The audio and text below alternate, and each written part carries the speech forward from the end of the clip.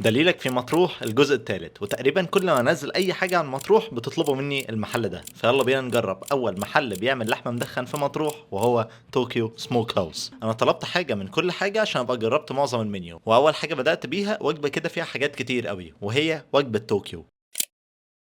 ودي بتكون عبارة عن شورت ريبس وقطع محترمة من البريسكت وسجق وبطاطس وعيش وصوصين. ابتديت في الأول بالشورت ريبس، هي العظمة بتاعتها كانت بتطلع كده بسهولة خالص، طعم التدخين فيها كان باين، هي الدهون فيها كانت عالية شوية ودي عامة حاجة بتحلي طعمها، وأنا في العادي ما بحبش الدهون الكتير في اللحمة، بس هي فعلا كان طعمها حلو قوي. بس طعمها لوحده كوم، وطعمها بالعسل كوم تاني خالص. يا جماعة لو انتوا ما جربتوش اللحمة بالعسل انتوا فايتكم كتير، كان طعمها خطير. بس ساعة لما جربتها بالباربيكيو هي كان طعمها حلو بس مش زي اللي بالعسل الصراحة. وبالنسبة للسجق بقى هو كان شكله جامد، بس اول ما دقته تحس ان هو في حاجه مختلفه كده، تحس ان انت بتاكل لحمه مفرومه اكتر. هو يمكن ما كانش ذوقي، بس لما كنت بتكلم مع صاحب المحل قال لي ان في ناس بتيجي مخصوص عشان السجق ده. بس اللي كانت حلوه قوي بقى فعلا ولا تقل حلاوه عن الشورت ريبس البريسكت، هي كانت بتتقطع كده بكل سلاسه، وبعدين هي نفسها طعمها كان حلو قوي، طعم التدخين كان باين جدا، وبعدين طعمها برضه بالعسل خطير. البطاطس اللي كانت جايه مع الوجبه كانت عاديه الصراحه، بس الحلو بقى ان هي كان جاي معاها عيش. انا اي نعم ما استخدمتوش، بس انت ممكن تعمل بيه سندوتش بريسكت شورت تريبس وتحط كده عليه شويه عسل تتمزج برضه. بس الحاجه الحلوه بقى اللي كانت عجباني فعلا في الوجبه دي سعرها. بس قبل ما اقول سعرها خلي بالك ان اللحوم المدخنه عامه بتبقى غاليه، وده عشان هي بتتسوى في وقت طويل قوي، وبعدين ليها افران معينه وحاجات كده، فانا برضه حبيت انوه عن النقطه دي قبل ما اقول السعر عشان ما الاقيش حد بيشتمني في الكومنتات. سعر الوجبه دي 280 جنيه.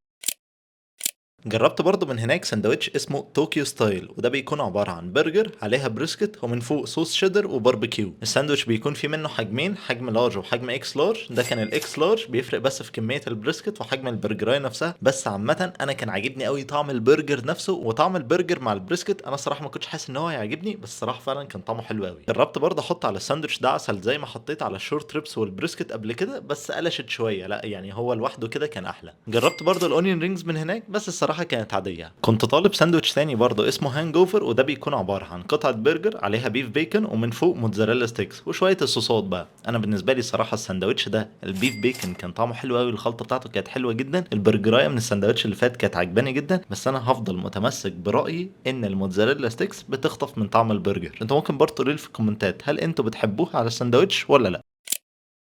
ساندوتش الفرايد تشيكن بقى هو اللي اتعمل عليه حوار. انا كنت طالبه في الاول دبل، بس الراجل حط عليه صوص كتير شويه، فانا الصراحه ما كنتش حاسس بطعم الفراخ فما فضلتش الساندوتش ده. بس انا ساعه لما قلت لصاحب المحل على رايي في الساندوتش وان الصوصات كانت مغطيه على طعم الفراخ، اصر ان هو يدوقني ساندوتش تاني سنجل ما يكونش عليه اي صوصات غير صوص الجبنه. فانا لما جربت الساندوتش ده هي الفراخ الصراحه طعمها حلو، بس التتبيله بتاعتها خفيفه شويه. انا عامه فضلت البرجر اكتر. وفي الاخر بقى جربت طبق بطاطس بالبريسكت. هي اصلا البريسكت كانت عجباني من الاول، طعمها مع البطاطس كان حلو قوي، كان محطوط عليه برضه صوص شيدر كده، الصوص صراحه كان تقيل كان مركز كان طعمه حلو يعني، كان عاجبني الطبق ده. وفي الاخر بقى ملخصا للفيديو ده، تاكل ايه لما تروح طوكيو؟ انا بالنسبه لي الحاجات اللي بالبريسكت، سواء البرجر اللي بالبريسكت او البطاطس اللي بالبريسكت او حتى الوجبه اللي في الاول، الوجبه اللي في الاول دي الصراحه كانت حلوه قوي. ولو انت عايز تاكل سندوتش فرايد تشيكن هو طعمه حلو، بس قول له قلل الصوصات شويه. وبس كده، هستناكم تقولوا لي بقى في الكومنتات لو جربت طوكيو قبل كده ولا لا، واجرب ايه تاني من مرسى مطروح. شكرا جدا ليكم لو انتوا لسه بتتفرجوا لغايه دلوقتي. كان معاكم اباظه من قناه لايف ويز اباظه. سلام.